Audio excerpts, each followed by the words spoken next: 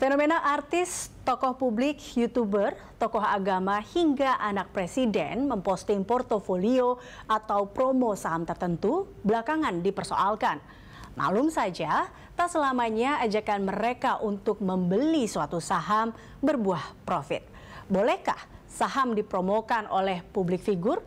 Apa bedanya dengan rekomendasi analis? Bijak merespon influencer saham, inilah topik Creative Money bersama saya, Eliza Hasan.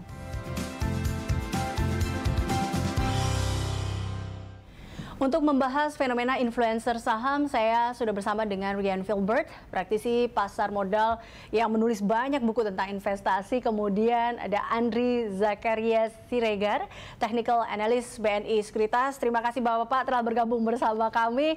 Ini kalau menurut Anda, Pak Ryan dan juga Pak Andri, bagaimana sih Anda berdua tentunya menanggapi sekarang fenomena influencer saham yang juga lumayan cukup banyak kita lihat saat ini? Mungkin dari Anda, Pak Ryan. Ya baik, thank you Mbak Elisa. Jadi sebenarnya sih dari pengalaman saya sampai dengan tahun 2021 ini kan sudah 17 tahun ya mengenal dunia keuangan, pasar modal dan investasi, bukan hanya di Indonesia dan di dunia juga gitu ya. Jadi sebenarnya kalau saya boleh kasih istilah yang paling gampang, ini adalah lagu lama kaset rusak. Kenapa saya bilang lagu lama kaset rusak? Sebenarnya dalam setiap kali market yang mulai naik gitu ya, itu memang biasanya muncul fenomena seperti ini. Misal saya pertama kali mulai dari tahun 2004 gitu ya, pasti kalau Pak Andri pasti lebih senior dari saya, itu terlihat sekali 2004 menuju 2008 tiba-tiba ada tokoh-tokoh yang dulu mungkin karena sosial media belum seperti hari ini gitu ya.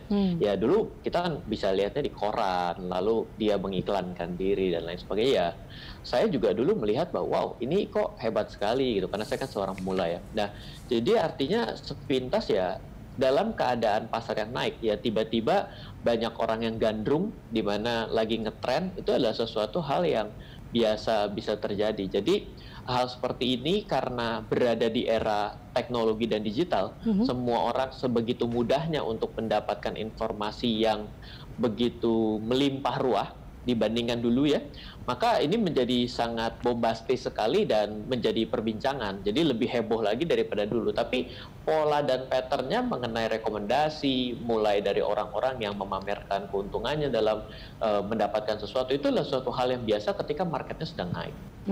Oke. Menjadi sesuatu hal yang biasa. Tapi kalau menurut Anda, Pak Andri, seperti apa terkait dengan fenomena influencer ini? Ya, sebenarnya fenomena ini memang ada positif dan juga negatifnya ya. Negatifnya terutama untuk para newbie ya, yang masih pemula, yang masih belum mengenal saham, ya mungkin agak beresiko ya.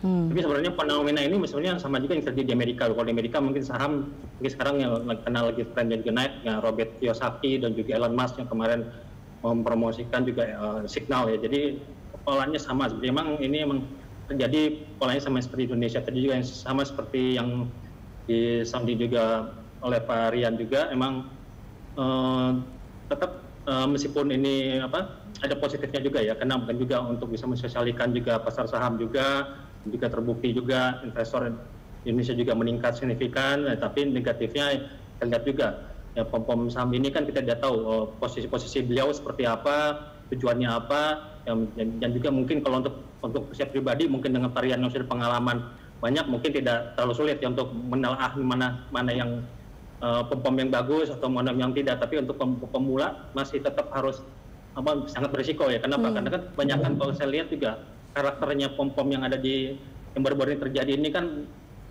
di pom ketika sahamnya sudah naik berkali lipat ya, atau misalnya minimal sudah di atas 10-20 risiko. Jadi sangat beresiko kalau misalnya pemula masuk di kondisi seperti sekarang ini. Oke. Nah, ini cukup menarik sebenarnya, Pak Ryan. Tadi apa yang dikatakan oleh Pak Andri bahwa ini kan sebenarnya yang mungkin agak sedikit berdampak adalah bagi newbie sebenarnya. Nah, apa sebenarnya dampak bagi investor, terutama tadi investor pemula yang berinvestasi di pasar modal dengan modal ya ikut-ikutan membeli saham yang direkomendasikan oleh pesohor ini? Iya, baik. Jadi dalam melakukan suatu transaksi, sebenarnya apapun barangnya, apapun instrumennya, itu akan selalu terbagi menjadi 3 kategori, Mbak. Yang pertama adalah memang orang yang menjadi mentalnya pedagang, dia membeli murah dan menjual mahal. Yang kedua adalah seorang investor, dia bukan berbicara mengenai harga saham, tapi dia membandingkan dengan nilainya. Ingat bahwa nilai dengan harga adalah suatu hal yang berbeda. Saya makan nasi goreng di yang itu nasi goreng tek-tek sama di bintang 5 itu kira-kira akan mendapatkan barang yang sama. Saya dapat kolesterol yang sama, saya dapat kalori yang sama, saya dapat kecap yang sama, kurang lebih beda-beda tipis tapi beda suasana. Tapi kenapa dia memiliki harga yang berbeda? Ya karena disajikan di tempat yang berbeda. Maka walaupun kita membayar dengan harga yang beda, tapi kita tetap mendapatkan nilai yang sama. Nah, investor itu sangat concern akan hal tersebut. Nah, bagian yang ketiga adalah orang yang tidak tahu apa-apa, tapi melakukan sesuatu atas dasar feeling, atas dasar ajakan yang disebut sebagai gambling. Jadi, ketika hari ini sedang ramai, yang ikut-ikutan, pertanyaannya adalah, kalau Anda benar-benar ikut, cuma karena modal kepercayaan, mau saham paling bagus seantero jagat, tetap Anda sedang berjudi. Kalau Anda berjudi, oke, ya go ahead, lakukan saja. Tapi menurut saya, judi di saham itu hasilnya terlalu lama. Kalau saya judi, saya lebih baik pergi ke kasino. Kenapa? Karena kasino, saya untuk blackjack saya selesai 1 kali putar. Roulette, saya 1 kali putar, saya akan keluar merah atau hitam dengan probability hampir 50%. Sedangkan kalau saya di saham, probability saya untuk benar itu kurang dari 50%. Jadi buat apa saya berjudi di sini? Nah, ini menjadi highlight bagi Anda seorang pemula yang mungkin menonton untuk siaran kali ini. Anda ini sedang mau apa? Mau coba-coba tanpa analisa? Nggak apa-apa, itu namanya judi. Oh, saya nggak suka judi. Nah, itu sedang judi. Nah, itu tuh jadi konflik dalam dirinya masing-masing seperti itu. Tentu kalau bicara positif ya, siapa yang nggak senang tahun 2020 56% pertambahan jumlah investor yang belum pernah terjadi dari tahun 1970 dari Bursa Efek ada. Itu adalah suatu hal yang prestasi. Tapi selalu ada pedang bermata dua, kira-kira gitu.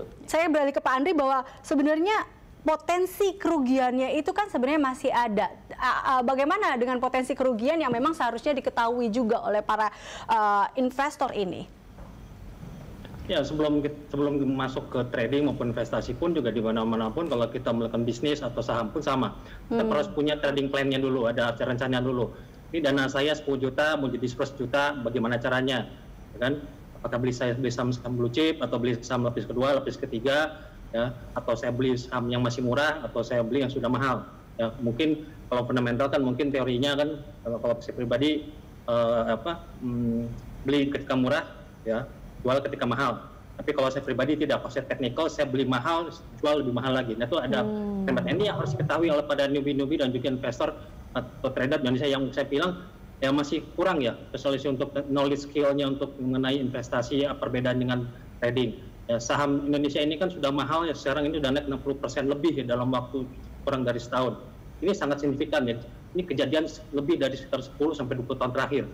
Dan ini tidak akan terulang lagi, jadi mestinya dalam waktu dekat. Jadi artinya saham yang Indonesia sekarang ini yang terjadi sekarang ini, contohnya BRIS, Agro yang naik sampai 2000%, 1000%-an, ini sangat spekulatif ya. Potensi kerugiannya sangat besar ya kalau kita masuk di saham-saham ini. Kecuali investor sendiri emang rencananya sudah untuk jangka panjang, investasi dengan dananya yang memadai. Mungkin kalau kondisi seperti sekarang ini, yang mungkin saya sarankan kepada investor atau trader, mungkin masuknya satu kasinya jangan lebih dari 30%. Jadi meskipun kalau ada pun gejolak, kita kan tidak tahu nih market mau kemana kan, kalau ada gejolak. Jadi ya, kita salah prediksi, kita mengenai ada potensi kerugian, ya kita mesti ada backup 70% lagi dana. Dan itu juga harus tentunya dengan syarat saham-sahamnya yang bagus. Ya. Yang pertama yang fundamentalnya bagus, likuiditasnya bagus, dan juga lihat juga dengan sentimennya dan juga lihat juga dari kenaikannya. Kalau saya lihat untuk trading, saya selalu kasih saran kepada murid-murid saya dan juga jadi nasabah di BNI Sekuritas sendiri. Jadi kalau saham itu sudah naik 3 hari, kalau dengan posisi yang cepat naik dan lebih dari 10%, saya beri mendingan hindarin dulu.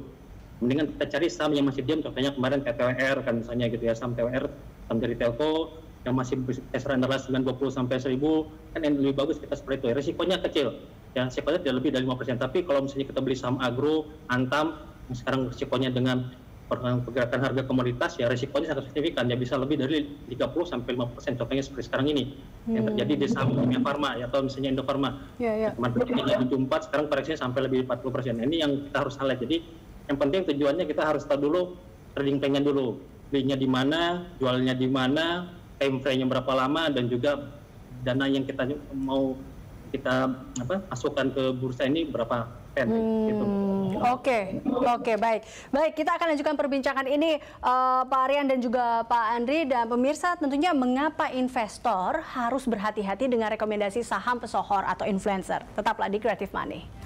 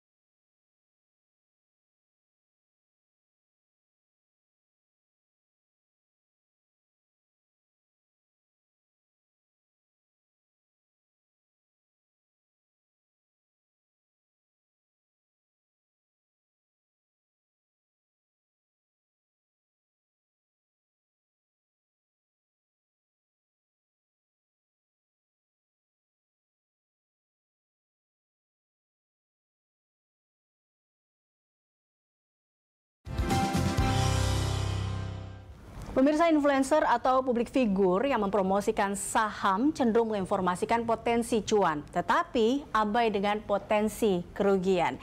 Nah, ini saya kembali lagi ke Pak Andri. Kalau kita lihat kan mana sebenarnya yang boleh dan tidak boleh dilakukan oleh orang-orang yang sebut saja publik figur ini. Kita ada nama-nama yang kemarin sempat muncul adalah kayak Raffi Ahmad, kemudian muncullah Ustadz Yusuf Mansur, ada juga Kaesang yang memang mengajak atau pamer portofolio. Ini sebenarnya seperti apa sih? Mana sebenarnya yang boleh dan tidak boleh, Pak Andri?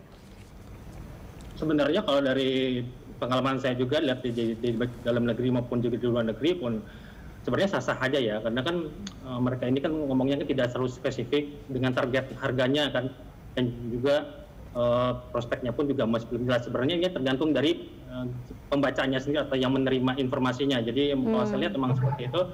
Memang kita juga harus waspada. Jadi memang sama seperti juga kita di analis ya, sebagai analis juga di BNI Sekuritas pun sama. Kita pun tidak sepenuhnya menyarankan untuk pada investor maupun trader maupun di BNI Sekuritas untuk menelan mentah-mentah apa yang kita buat ya untuk harian, mingguan, juga bulanan. Tetap masing-masing pun juga trader yang juga atau nasabah di BNI Sekuritas tetap harus ada knowledge-nya dulu. Kita ajarkan dulu tentang teknikalnya, fundamental, bagaimana potensi kita mencari saham yang bagus, potensi kenaikannya berapa persen, dan juga kapan kita harus keluar dengan risiko yang tertentu, dan juga bagaimana dengan risk manajemennya. Nah, seperti itu yang kita selalu sarankan ke nasabah. Jadi minimal kalau meskipun kita tetap kita juga pakai namanya tuh risk and reward ya. Jadi misalnya kalau kita misalnya untungnya misalnya 10%, ya ruginya harus tidak lebih dari 3%. Jadi kalau kita rugi 3 kali pun juga bisa di cover 1 kali untung. Nah, ini kita harus ajarkan kepada nasabah juga. Dan juga ini yang kalau saya lihat yang pom-pom yang sering terjadi di market sekarang ini ya sebenarnya sah-sah, tapi cuma ya tergantung dari kitanya. Jangan terlalu mentah-mentah, ya juga harus cek juga perusahaannya bagus atau tidak. Soalnya kalau saya lihat kan ada juga saham, misalnya saham MCAS, di pom-pom juga kalau saya lihat ya, itu sudah naik 70% sebelum di pom-pom. Jadi emang hati-hati. Jadi kasih karman dan akhirnya sekarang itu mengalami koreksi. Jadi kita juga harus ngecek dulu sebelum kita memutuskan untuk menelaah atau menerima informasi seperti itu. Cek apakah posisi itu baik teknikal atau 3 hari sudah naik yang signifikan, candlenya dari 3 kali hijau. Saya pikir mendingan mencari saham-saham yang baru sekali naik. Ya. Contohnya kalau kemarin misalnya lagi euforia misalnya merger anak usaha Pelindo misalnya itu kan PCM sama EPCC. Nah contohnya seperti itu. Informasinya bagus, newsnya juga bagus, ya teknikalnya baru 1 hari 2 hari naik. Jadi masih ada kesempatan hari ketiga kita untuk take profit. Oke. Jadi contohnya yang kita buat harus membuat minimal semua di nasabah di bisnis gratis tetap harus punya trading plan-nya dulu. Kalau ke Pak Rian sebenarnya ada aturan hukumnya nggak sih Pak, atau undang-undang pasar modal tuh cukup tidak sih untuk ya tadi ya menjaga para investor ini? Iya, baik. Mungkin saya sedikit menambahkan di tadi ya Mbak ya. Jadi sebenarnya yang namanya orang memamerkan portofolio itu sebenarnya tidak ada aturannya ya dan tidak. Tapi apakah itu memiliki etika yang baik atau tidak perlu kita perhatikan. Sama seperti saya juga bilang gini, Mbak Elisa, saya pengen tanya gaji Mbak Elisa berapa sih? Apakah etik? Rasanya kita jadi mikir, kok begitu ya? Nah itu tidak etik namanya. Ada orang lagi misalnya tiba-tiba mau memamerkan ATM-nya. Dibukain cek saldonya, apakah etik? Nah, itu menjadi suatu pertanyaan, bukan masalah boleh dan tidak, semuanya boleh dan tidak boleh gitu, tapi itu menjadi sesuatu yang kita perlu renungkan bersama. Kalau sampai dilakukan, pertanyaan selanjutnya menjadi hukum sebab dan akibat. Kok dia mau melakukan itu ya? Dasarnya apa? Nah ini yang perlu kita pelajari, kenapa dia pamerkan untuk membeli secara spesifik barang itu? Dia ada apa dengan si A, si B, dan si C? Kenapa dia melakukan itu? Nah, jadi arahnya tuh jadi ke sana. Kok jadi mikir jelek? Oh, bukan mikir jelek, tapi berpikir kritis berbeda sama berpikir jelek tentunya. Itu yang saya akan coba ceritakan. Nah, kalau ditanya mengenai aturan pasar modal, kita semua sudah tahu lah. Ada aturan perdagangan harga, pergerakan harga semu. Lalu juga berbicara mengenai praktek-praktek untuk cornering dan lain sebagainya. Itu sebenarnya sudah ada. Namun batas garisnya itu memang menjadi cukup abu-abu. Bagaimana caranya menjustifikasi sesuatu menjadi maksud yang dimaksud itu gitu. Jadi ya dengan contoh kayak tadi ya, tadi Pak Andri sempat bilang ada suatu harga saham yang harganya sudah naik lebih dulu, tiba-tiba muncul suatu berita ataupun di endorse. Pertanyaannya kan ngapain kayak gitu ya? Karena bisa jadi kalau pikirannya jelek kita bisa bilang, oh ternyata ada orang yang sebelum daripada kita sudah tahu dan ternyata sudah melakukan keputusan beli secara jumlah banyak, itu kan sebenarnya jadi insider dong. Nah, kalau insider kan berarti ada aturannya. Nah, akan ke arah sana. Tapi kan bagaimana membuktikan hal tersebut? Pada prinsipnya tidak ada namanya perfect competition market yang benar perfect. Hal seperti itu loh yang kita perlu sadari bersama-sama untuk melihat suatu rekomendasi yang apalagi datang dari orang yang tidak memiliki standar untuk etika. Kalau sebagai seorang analis di perusahaan sekuritas, itu sudah panjang itu. Etikanya udah panjang, Mbak. Nah, karena saya juga sebagai orang yang tidak berada di sekuritas, saya berusaha mematuhi etika itu dari sudut pandang saya sendiri. Makanya sampai selama saya 17 tahun ini, saya tidak pernah merekomendasikan satu jenis saham pun. Kenapa? Karena saya tidak merasa bahwa itu adalah etika yang baik bagi orang yang awam seperti saya. Itu yang ingin saya sampaikan kepada mungkin teman-teman yang hari ini sedang terpengaruh hal-hal tersebut. Nah, sanksi bagi influencer yang hanya ya mungkin yang bisa membahayakan itu ada nggak sih sebenarnya Pak Andri?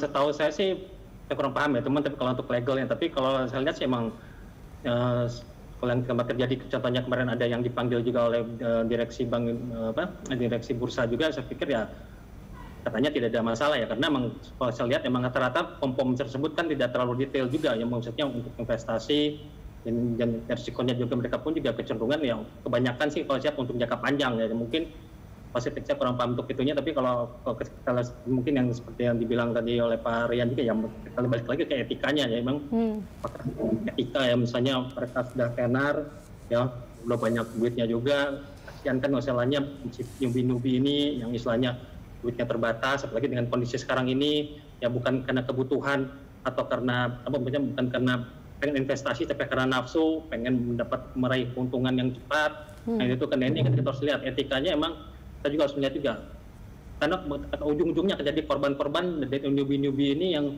harus kita juga perhatikan juga, yang saya pikir juga ini yang harus kita perhatikan oleh kita semua juga ya, baik perusahaan pun sebagai analis dan juga berusaha pun dan juga kita pun dari pihak teman-teman kita pun juga kita selalu merekomendasikan dan juga mewaspadai lah mengenai pom-pom ini, karena juga legalitasnya kalau saya lihat emang belum ada ya, maupun di Amerika pun juga kalau saya lihat juga di luar negeri pun tidak ada orang yang sampai ada sanksi legalitasnya ya, meskipun pidana atau untuk dari unsur pom-pom ini, karena kan emang secara keseluruhan emang ini kan informasinya juga kan masih semu juga ya, masih detail, tidak terlalu detail, lebih fokusnya ke jangka panjang. Baik, kita akan lanjutkan perbincangan ini, tetaplah di Creative Money.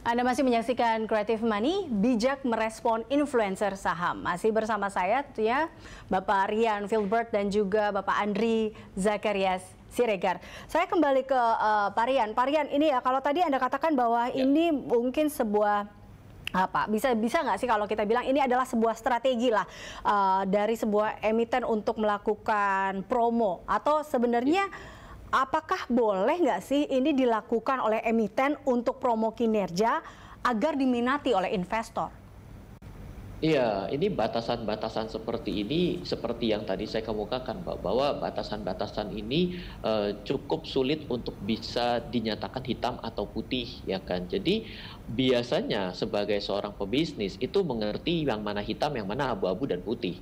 Nah, jadi kata-kata tidak boleh dengan tidak boleh dan tidak diatur adalah dua hal yang sulit untuk kita bedakan.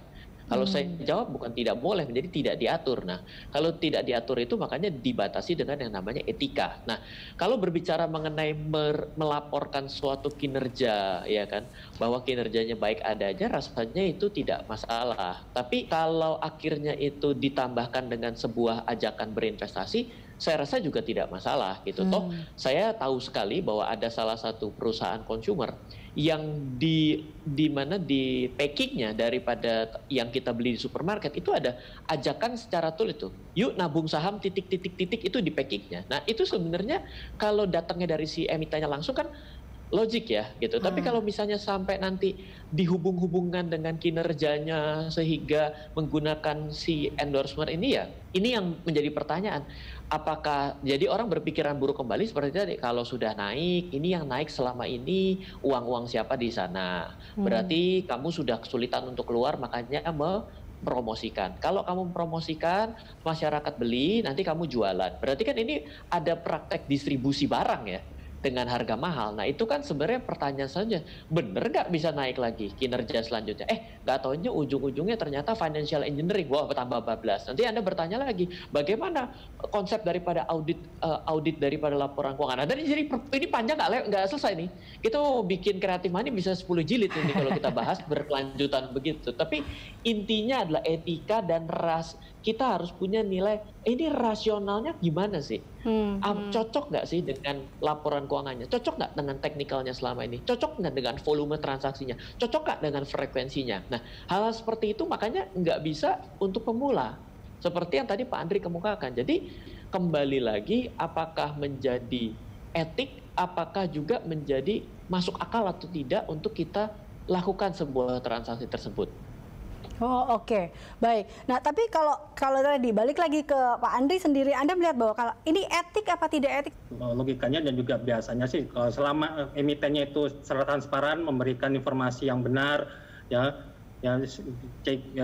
GCG-nya juga bagus, saya pikir juga tidak masalah ya. Soalnya banyak juga bisnismen juga, kalau lihat investor yang sudah kakap juga mempromosikan juga emiten-emiten. Tapi selama ini masih perusahaannya bagus, likuiditasnya juga bagus, dan juga sentimennya juga lagi bagus. Kalau lihat tren sekarang misalnya komoditas lagi bagus, nah jadi emang cocok. Jadi emang dengan trennya dipromosikan, kan jadi emang bisa juga memberikan pertimbangan juga kepada pembacanya. Jadi yang mendapatkan menerima investasi, saya pikir ya selama masih niatnya dari emitennya dan juga untuk meningkatkan juga transaksi dari emitennya dan juga kondisinya bagus, ya tidak hengki-pengki dan tidak macam-macam, ya saya pikir tidak masalah ya selama ya juga kan tujuannya juga kan untuk juga meningkatkan juga kesejahteraan untuk menjadi investor di Indonesia juga, dan juga yang memiliki sahamnya juga, dan juga jadi otomatis juga akan meningkatkan juga pendapatannya untuk jadi emitennya sendiri. Saya pikir ya win-win situation ya selama yang saya bilang tadi informasinya transparan dan juga harus dijaga juga GCG-nya juga. Jadi bisa dibilang kalau influencernya bertanggung jawab dengan apa yang dia katakan atau yang dia utarakan, itu tidak menjadi masalah sebenarnya, seperti itu? Ya sebenarnya baik lagi kitanya juga ya, meskipun apapun ya, meskipun kita beli mobil misalnya mobil maupun kita tahu mereknya bagus, Toyota, Honda, tetap aja pasti ada risikonya juga. Meskipun itu brandnya bagus, kualitasnya bagus, tetap meskipun kita pun juga melihat ada pom-pom daripada misalnya emiten-emiten dari pihak yang sudah terkenal ya. Jadi kalau saya lihat ya tidak, balik lagi kitanya lagi, kita sebagai kan yang diputar itu kan dana kita sendiri, ya kan. Jadi kalau misalnya mereka pun sudah bagus ya nggak masalah. Yang penting kan kalau kita misalnya bilang tadi ya, kalau sahamnya sudah naik terlalu signifikan, sudah tidak masuk akal dengan korelasi dengan indeksnya. Ya misalnya indeksnya turun misalnya indeksnya kayak sekarang seperti ini, turun berturut-turut 3 hari 2 hari, sahamnya malah melejit. Dan kita juga harus waspada. Jadi ada sesuatu di kenapa kita harus cermati juga kalau di market ya. Juga yang pertama kan kita juga harus belajar juga fundamentalnya bagaimana, teknikalnya gimana, juga ada banderologinya gimana. Kita juga lihat kan di sini juga ada market makernya. Dan juga tetap aja kan misalnya ya juga lihat juga flow-nya ya. ada aliran asing, dana asing dan juga domestik. Ini kita lihat. Kalau kita kuasai 4 ilmu itu, saya pikir juga kita bisa bertahan dan juga bisa mengetahui apakah ini pom-pomnya benar atau tidak. Jadi kita juga bisa masuk dan kapan juga kita bisa hindarin untuk pom-pom seperti ini. Oke. Pak Rian, lalu ini apa atau bagaimana tentunya dengan rekomendasi-rekomendasi yang juga dilakukan oleh analis di TV, ada juga di koran, media online, bahkan juga di media sosial, Pak Rian? Iya, jadi sebenarnya kalau berbicara mengenai yang ada di TV ataupun di surat kabar, biasanya merujuk kepada sekuritas ya Mbak ya. Nah, kalau kepada sekuritas tentunya sekuritas ini kan memiliki code of conduct dari Otoritas Jasa Keuangan dan juga dia juga diawasi oleh Bursa Efek Indonesia. Jadi apa yang mereka lakukan sebenarnya sudah cukup terawasi dengan baik. Justru yang akan menjadi bola liar ini kan kalau yang memberikan rekomendasi yang di luar daripada yang sudah diawasi oleh regulator. Misal sekarang ada orang-orang yang pada hari ini menjadi influencer. Apakah mereka melapor kepada Otoritas Jasa Keuangan? Sebenarnya kalau misalnya Anda mengambil suatu nilai komersil terhadap sebuah rekomendasi, maka sebenarnya di Otoritas Jasa Keuangan ada namanya izin penasihat investasi. Itu agak overlapping. Jadi bagi Anda-Anda ini semua yang memberikan rekomendasi, itu agak overlapping loh dengan yang namanya aturan yang namanya penasihat investasi. Karena penasihat investasi itu boleh memberikan rekomendasi dengan nilai komersial tertentu. Nah, silakan melapor ke sana agar ada suatu pengawasan. Jadi lebih tahu akan etikanya. Nah, yang menjadi repot ini kan yang baru belajar ikutan rekomendasi. Wah, tambah seru lagi nih baru belajar ikutan rekomendasi kan. Tambah rame lagi gitu. Itulah Mbak kira-kira. Oke, baik. Kita akan lanjutkan perbincangan ini Pak Rian dan juga Pak Andri. Ya, pemirsa, lalu bagaimana agar tidak terjebak pom-pom? Tetaplah di Creative Money.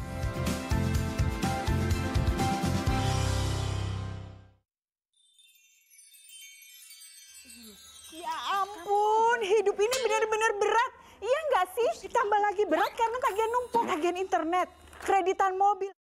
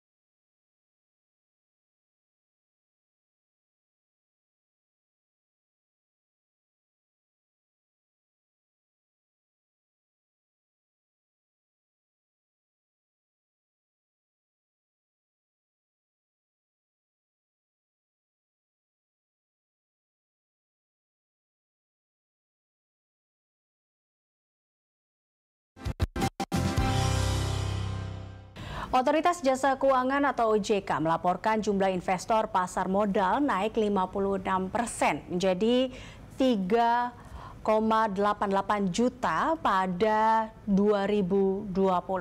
Investor domestik dengan usia di bawah 30 tahun mendominasi dengan persentase 54,79% dari total investor. Nah, ini untuk Pak Rian dan juga Pak Andri. Ini bagaimana tentunya investor harus bersikap terhadap ajakan dari influencer saham ini, Pak Andri? Ya, kita kembali lagi tadi kan masing-masing juga tiap orang kan kebutuhannya beda ya. kebutuhannya dan juga time frame-nya juga beda. Kan ada yang sedang trading, ya mungkin kita saya sarankan juga harus punya trading plan untuk saham ya, jangka pendek, misalnya kurang kalau daily, misalnya tidak lebih dari 3 sampai 5 hari. Ini kita perhatikan juga, jadi tergantung juga misalnya kebutuhan jangka panjang, ya misalnya lebih dari setahun, lihat view-nya. Tapi kalau saya lihat dari kinerja persentase kenaikannya, karena kan saham-saham sekarang ini kan jauh lebih gila dibandingkan saya 10-20 tahun yang lalu ya. Karena banyak, di tahun ini aja ada 3 saham yang naik, dan setahun ini ada 3 saham yang naik lebih dari 22%. Dari bottom dari bulan Maret. Jadi emang ini kita harus waspadai. Jangan sampai kita beli di pucuk ya, di level tertinggi. Koreksi contohnya sekarang ini. Makanya kan kenapa terjadi pom-pom ini rame, jadi viral ya karena ada yang mengalami kerugian. Ya kalau nggak ada yang mengalami kerugian, saya pikir aman-aman aja. Saya pikir tidak. Beritanya mungkin tidak terlalu akan seperti sekarang. Jadi karena banyak kerugian, ya karena ini.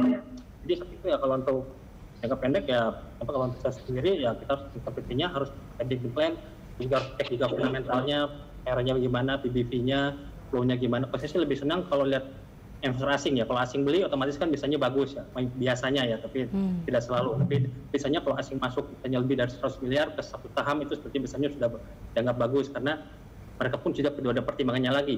Kita lihat juga di sini likuiditasnya juga. Ya, misalnya di atas 10.000 sampai dengan 50.000 lot bid offer, saya pikir juga bagus. Dari sisi jadi dari screen tape-nya. Jadi kita lihat juga kenaikannya. Kalau satu saham sudah naik lebih dari 30% dalam waktu jangka pendek kurang dari sebulan ya, saya pikir dengan hindarin dulu. Ya mendingan kita cek saham-saham sekarang di bulan. Contohnya juga saya sarankan juga kepada nasabah juga, kita harus tahu juga ada namanya rotasi sektor, ada namanya rotasi saham. Ya, jadi kita jangan ngomongin saham aja, kita juga harus tahu tren sektornya bagaimana. Contohnya sekarang yang lagi tren yang kan konstruksi, properti, misalnya juga saham misalnya high tech ya. Jadi contohnya kita lihat ya tidak semuanya juga naik semua. Contohnya juga misalnya saham-saham konstruksi juga ada yang masih lagging, yang masih tertinggal. Nanti kita bisa koreksi. Contohnya misalnya bisa saham telekomunikasi, ya saham Indosat dan net tinggi, ya saham Excel, Telkom. Tapi ada yang saya murah. Contohnya saham KWR.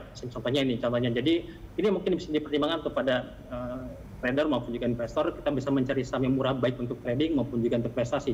Jadi kalau misalnya butuh misalnya ilmunya masih kurang untuk mengetahui ilmu seperti yang tadi saya sebutkan, ya bisa menghubungi analis-analis yang ada di, misalnya kalau kita akunnya di sekuritas, bisa tanyakan dia terkait bagaimana fundamentalnya, bagaimana view-nya teknikal dan fundamentalnya bagaimana. Ini setidaknya bisa membantu juga kepada nasabah di sekuritas untuk juga tahu di mana risikonya dan potensi keuntungannya juga di mana gitu.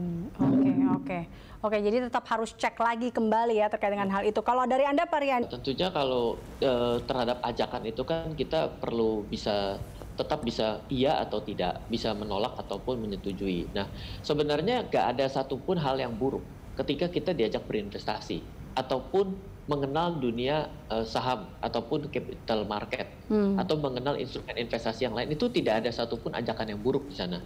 Tapi permasalahannya adalah saham itu di Indonesia ada 700 lebih. Anda harus bisa memilih, tidak semuanya bagus. Lalu kalau misalnya sudah tahu ada saham yang bagus, Anda juga harus tahu bagaimana waktu yang tepat untuk masuk. Nah, setelah Anda mengetahui dua itu, Anda juga harus tahu bagaimana kalau rencana tidak berjalan sesuai dengan rencana kita gitu, ternyata nggak berjalan gitu, dan ternyata gagal, bukannya naik malah turun. Apa yang harus kita lakukan? Nah, biasanya hal seperti ini tidak dipahami oleh pemula. Jadi setidaknya pertama, kalau Anda mau memulai investasi saham itu bukan hal yang buruk. Tapi kalau misalnya Anda tidak bisa memilihnya, itu sekurang-kurangnya Anda harus mulai belajar bagaimana secara logika dasar bisa memilih saham yang bagus dan saham yang buruk. Kalau misalnya kita berbicara mengenai saham yang bagus dari sudut pandang konsep membeli saham adalah membeli perusahaan. Berarti yang kita lihat bukan lagi sahamnya, tapi namanya perusahaannya. Bila kita melihat perusahaannya, maka apa yang kita lihat dari perusahaannya? Semuanya? Nggak mungkin. Ada 3 hal yang sederhana. 1, apakah perusahaannya berpendapatan? 2, apakah perusahaannya mencetak laba? 3, apakah perusahaannya berhutang? Lah, kalau dilihat dari 3 itu, kita bisa dapat apa? Kita bisa dapat logika. Logika pertama, pendapatannya turun terus, labanya naik terus, hutangnya naik terus. Kok aneh ya? Atau ada juga pendapatannya naik terus, labanya naik terus, hutangnya naik. Masih masuk akal. Karena apa? Orang berhutang untuk ekspansi, pendapatannya naik, labanya naik. Atau yang lebih lucu lagi, pendapatannya turun, mulai rugi, hutangnya naik. Tapi di mana-mana gitu influencer bilang, ayo kita beli saham ini. Lah ini kenapa nih? Ceritanya nggak cocok nih. Nah, karena logikanya tidak cocok, Anda bisa mulai baca, ini ada yang salah. Nah, saya juga bilang, kalau misalnya Anda melihat investor di dunia, katakanlah Anda bilang namanya Warren Buffett. Warren Buffett itu merekomendasikan untuk membaca buku Security Analysis. Tapi ada buku kedua yang menarik, yang direkomendasikan oleh Warren Buffett, namanya adalah Uncommon Profit from Common Stock from Uncommon Profit. Jadi sesuatu keuntungan yang tidak biasa dari saham yang kita kenal. Nah, masyarakat biasanya pemula itu selalu mencari uncommon stock from uncommon profit. Jadi mau cari sesuatu yang orang lain tidak tahu agar kita dapat untungnya besar. Jadi ada greedy-nya di sana. Nah, yang kayak gini-gini nih yang biasanya kena jebak Batman gitu. Hati-hati loh, ketika orang rugi, biasanya dia akan cerita sama 10 orang dengan didramatisir. Tapi kalau orang yang profit, itu akan diam-diam saja. Melihat pertumbuhan investor yang 56% ini, dan yang kurang dari 30 tahun, yang berarti jempolnya sakti sekali untuk mencet sosial media, begitu dia rugi, dia akan teriak luar biasa. Efeknya adalah membuat takut orang lain. Akhirnya tidak jadi investasi. Investasi itu untuk masa depan. Kalau ini tidak disiasati dengan benar, yang rugi bukannya si investor itu yang nyangkut, tapi seluruh orang, termasuk Indonesia, yang untung cuma si influencer karena sudah dapat bayaran. Tapi Pak Riyanda, tadi balik lagi Kak, kalau tadi kita lihat Anda katakan bahwa ini perlu dicermati juga, karena kalau pas pandemi kemarin kan di 2020, di mana jumlah investor yang meningkat, menurut Anda apakah ini memang karena pom-pom? Gayung bersambut lah, boleh dibilang suatu kondisi yang tidak bisa dipungkiri bahwa kita tidak bisa keluar rumah, ada pembatasan sosial berskala besar, diperpanjang, adanya pandemi, banyak yang di PHK. Orang akan berpikir bagaimana caranya dapat uang dari rumah kan. Salah satunya dia mungkin jualan melalui grup-grup WA-nya dia untuk barang-barang makanan atau apapun. Yang kedua ya, trading saham ini kan sekarang semuanya virtual ya, dalam arti kata adalah digitalisasi, scriptless ya. Sehingga kan orang akan mencari bagaimana caranya dapat uang dari rumah. Nah jadi ya sebenarnya gayung bersambut ini adalah suatu kondisi yang membuat mereka jadi tadinya tidak aware, karena dalam kondisi kepepet dia jadi ikut. Maka dari kondisi ini juga mungkin bisa dilihat dimanfaatkan oleh pihak-pihak tertentu bahwa ini adalah suatu hal yang bisa dibawa ke positif atau menjadi sarana mereka exit, kita nggak pernah tahu. Makanya kita harus melihat sebagai apa sebab akibatnya dan apa juga yang mendasari sesuatu itu dikatakan bagus atau buruk. Oke, baik. Pak Andri, jadi kalau menurut Anda untuk baik itu Bursa Efek Indonesia, OJK, sekuritas, emiten, dalam kondisi seperti ini harus berbuat apa? Ya untuk dari pihak-pihak yang terkait ya, yang berwenang juga bisa seharusnya mengundang juga para influencer juga untuk juga memberikan sosialisasi, edukasi juga. Jadi minimal juga mereka juga ya ada beberapa influencer mereka pun atau banyak pun juga bisa diundang, ya bisa makan bareng atau gimana, ya sambil ngobrol mengenai keuntungan dan kerugiannya. Kalau misalnya ada di pom-pom mungkin juga bisa disosialisasikan, mungkin juga bisa bermanfaat yang buat kita juga, terutama sendiri sebagai trader juga investor juga, atau maupun juga bagian newbie. Jadi sebenarnya juga ini juga sebenarnya kan di sini kan kurang sosialisasi ya untuk saham-saham seperti kayak apa di pom-pom ini kan terjadi. Kenapa kan ini kan kurang informasi mengenai ilmu, misalnya tadi ilmu saham, teknikalnya, fundamentalnya dan lain. Nah, mungkin kalau dilihat mereka juga bingung, mungkin satu saham ini saham apaan ya?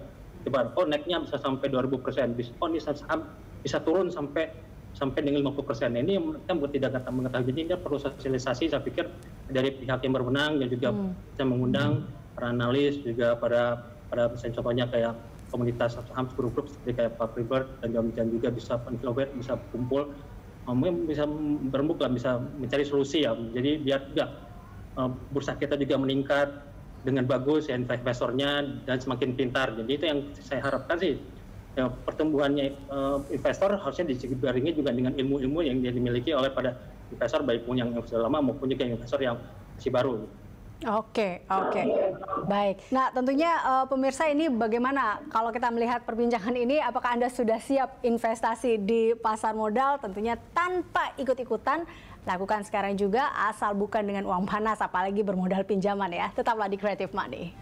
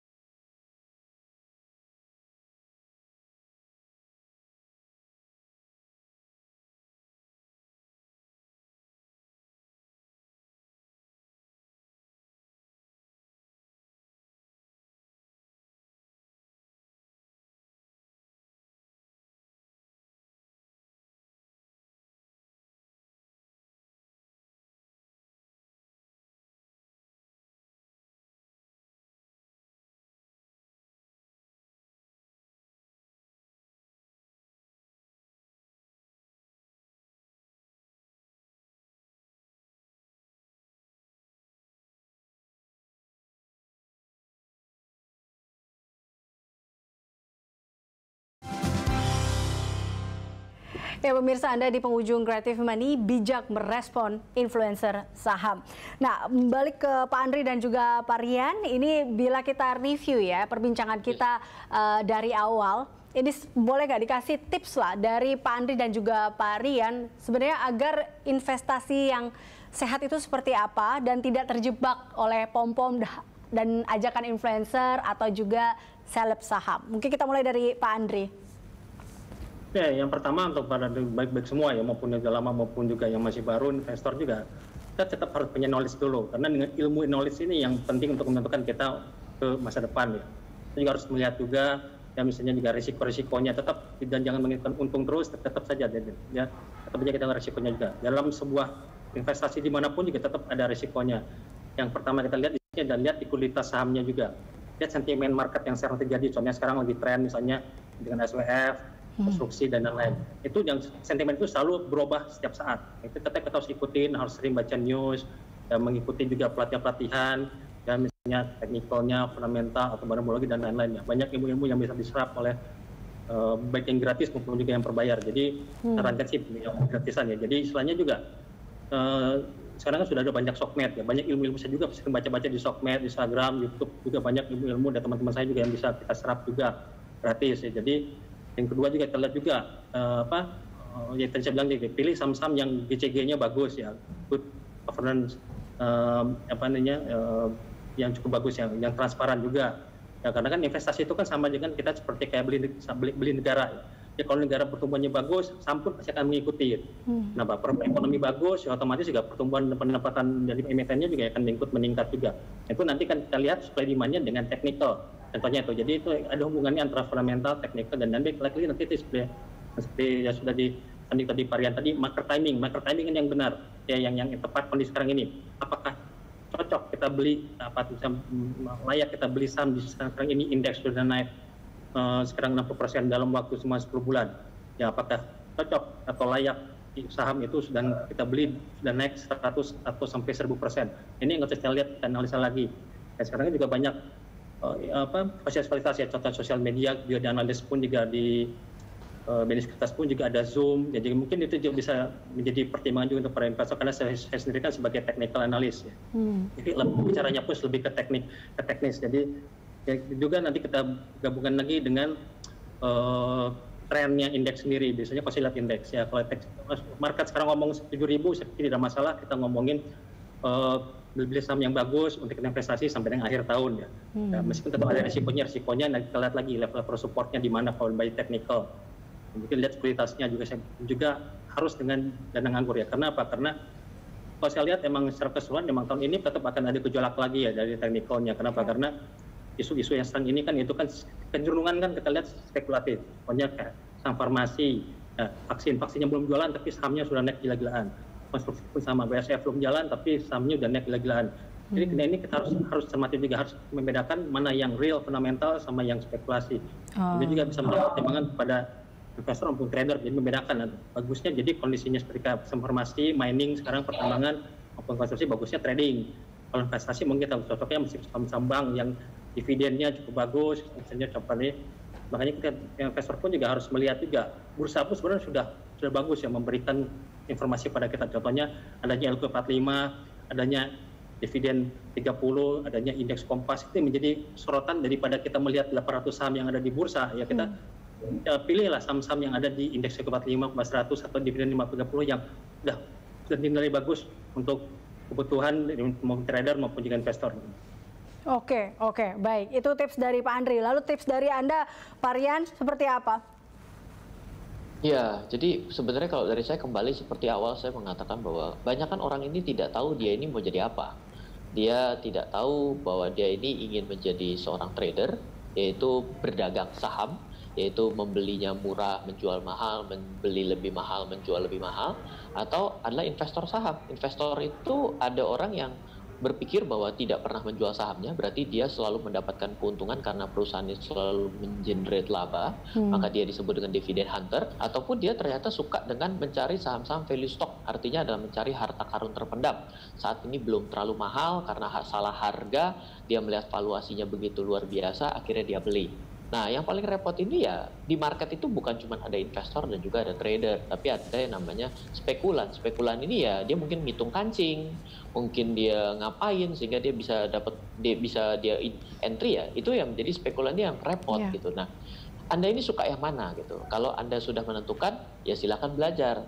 Masalahnya kedua, banyak investor yang ketemu dengan saya, pelaku pasar itu yang niatnya mau masuk ke saham, tapi dia bilang begini, Ryan, saya ini beli-beli rekomendasi itu karena saya tidak punya waktu. Lah, kalau tidak punya waktu, menurut saya tidak tepat untuk beli saham. Tepatnya beli reksadana. Kenapa? Karena reksadana sudah dikelola. Loh, reksadana ada fee-nya. Nah, ini lebih lucu lagi kan. Dia ingin dapat untuk maksimal tapi nggak mau bayar sama sekali. Jadi memang tipikal seperti ini tuh sering sekali terjadi di masyarakat. Jadi Anda harus tahu bahwa yang namanya uang Anda itu kan dicari dengan susah payah kan. Anda pergi bekerja ya kan, pulang larut malam. Lalu Anda mau serahkan kepada sesuatu yang Anda tidak jelas masa depannya. Berarti kan Anda sebenarnya sedang tidak melakukan sesuatu dengan bertanggung jawab kan. Uang itu kan untuk masa depan Anda juga. Ya kalau Anda nggak mau anggap ini suatu hal yang penting, ya udah jangan masuk ke saham sekalian. Investasi saham itu tidak membutuhkan waktu yang lama. Trading mungkin membutuhkan waktu yang lebih sering Anda lakukan untuk buka aplikasi, monitor. Kalau investasi itu kan yang namanya laporan keuangan kan muncul cuma per kuartal kan. Ya Anda tinggal lihat lagi apakah laporan keuangannya masih relevan dengan yang sebelumnya atau terjadi gejolak atau ternyata ada suatu GCG yang tidak baik. Nah, itu berita-berita seperti itu Anda baru bereaksi. Tapi selebihnya kan mayoritas Anda boleh dibilang sleeping partner kan dari si perusahaan itu sendiri kan. Jadi ya sebenarnya nggak bisa dibilang Anda nggak punya waktu. Itu menurut saya agak salah kalau Anda justru karena nggak punya waktu ikut rekomendasi. Lah ini kan jadi menjalankan sesuatu yang udah dicari susah-susah tapi disia-siakan dengan cara yang asal mau gampang aja padahal susah nyarinya loh gitu loh kira-kira. Oke. Baik, jadi kalau mau untung ya juga mau repot pastinya ya, cari atau kalau mau untung ya harus belajar dulu, ketahuilah terlebih dahulu tadi ya terkait dengan resikonya, kemudian perusahaannya, terus udah gitu trading plan-nya seperti itu. Baik, terima kasih tentunya Pak Ryan Filbert yang merupakan investor sekaligus pengajar investasi dan juga Pak Andri Zakaria Siregar, Technical Analyst BNI Sekuritas yang telah berliterasi di Creative Money. Dan pemirsa, setiap orang termasuk Anda perlu berinvestasi agar memiliki passive income untuk menghadapi tahun-tahun ketidakpastian. Saya Eliza Hasan pamit, sampai jumpa.